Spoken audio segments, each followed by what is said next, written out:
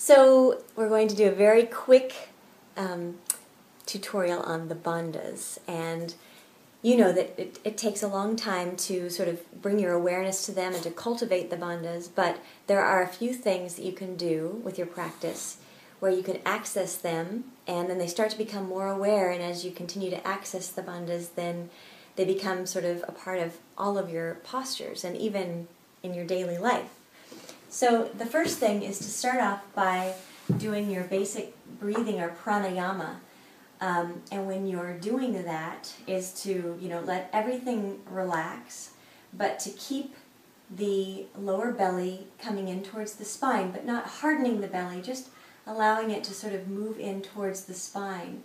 And on the inhalation, you're going to draw the breath up from the pelvic floor. So for females, our mula bandha is situated in the tip of the cervix, so it's actually really is a part of the whole pelvic floor. And for those of us that have had children, after we've had babies, we've had to sort of bring awareness to that area to try to tone everything again. And so that actually helps us access the mula bandha.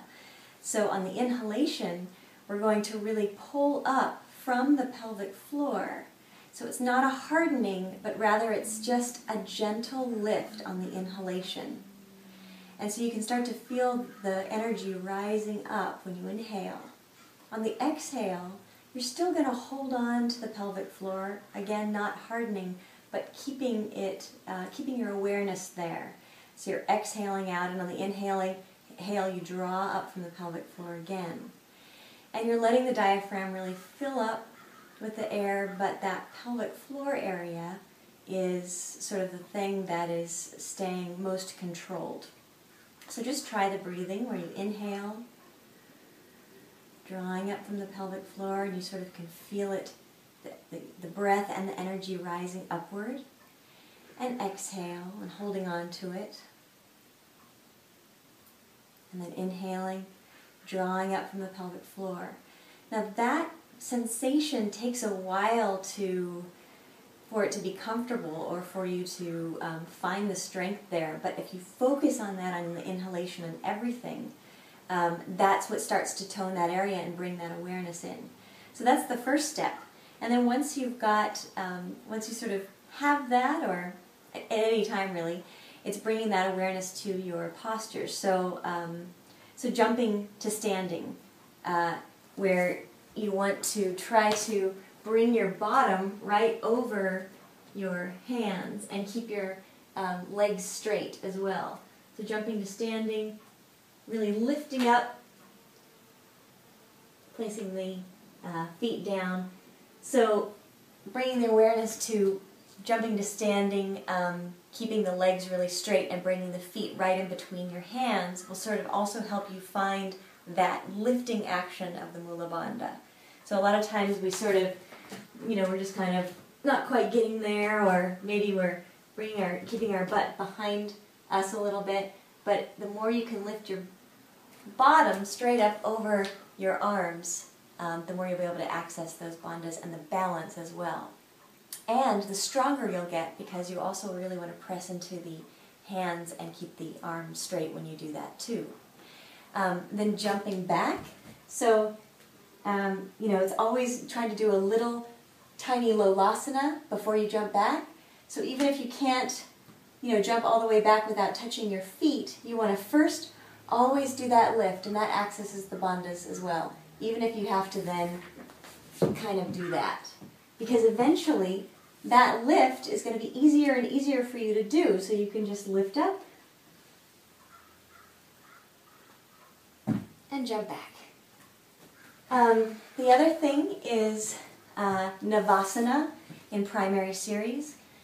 Again, that accesses the bandhas as well, but you're also really using the legs as well, and that whole sort of dynamic system there helps access the bandhas and build the strength. So in Navasana, you really want to squeeze the thighs as if they're squeezing together and squeezing the heels together.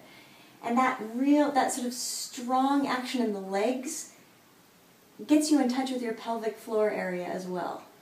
And the chest is lifted, and if you're really using those legs, really squeezing them together, you can start to really feel that the action is also happening in the bandhas. So Navasana is really good for accessing bandhas, and then when you're doing your Lolasana, is trying to lift up as much as possible. You can even tuck in a little bit to lift your bottom up a little bit more in Lolasana. So Navasana and Lolasana, practicing that with the utmost integrity really helps access the bandhas. And then for second series postures, when you're getting into back bending and legs behind head, again, bandhas are very important. So Ustrasana, again, you're really using the legs, squeezing the thighs together. So by squeezing the thighs, you can start to access the bandhas. They're not hardening at all. They're soft, but you keep this very, very strong as you go back into your back bends. Some people have really, really flexible backs and they can kind of just flop back, but you don't want to do that. You want to keep everything really strong, squeezing the thighs together, squeezing the pelvic floor when you're going back, even if you have a very flexible back. And that will keep all of that engaged and keep you strong there. And then legs behind head, Ekapada Shirshasana. When you're putting your leg behind your head, again, bandhas are activated, but your abdomen is very soft. So the softer you can get your abdomen, the more you can get your leg behind your head.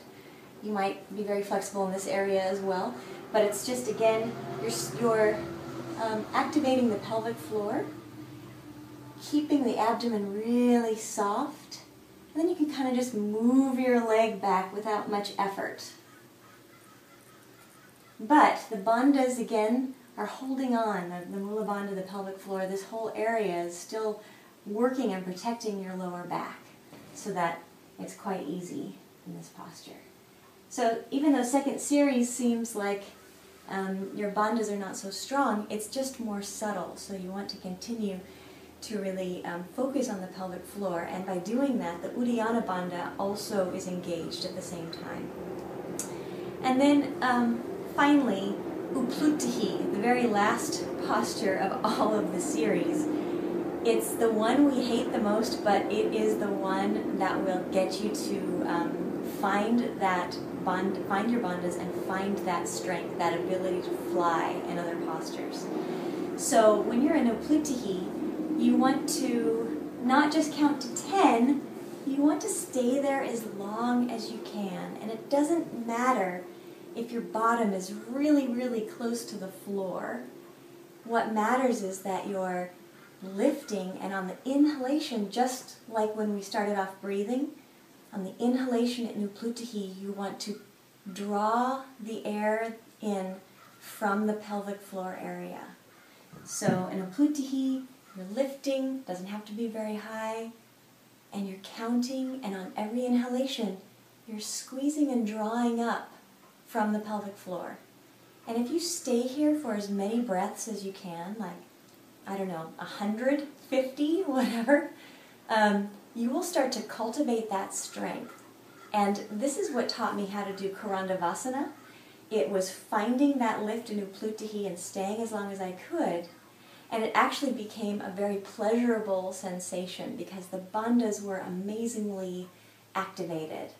And so I found that same pleasurable holding on when I started to do Karandavasana. And eventually I got Karandavasana without a problem because of Upluttahi, sort of not only finding the bandhas, but really conditioning and strengthening them so that I could use them in the various difficult postures. So try those things. I hope this helps. Let me know if you want me to do anything else, and I will be happy to. And it's great to meet you, and I hope one day I'll meet you in person in Bangkok, or in the US, or India, or wherever. Anyway, take care. Bye-bye.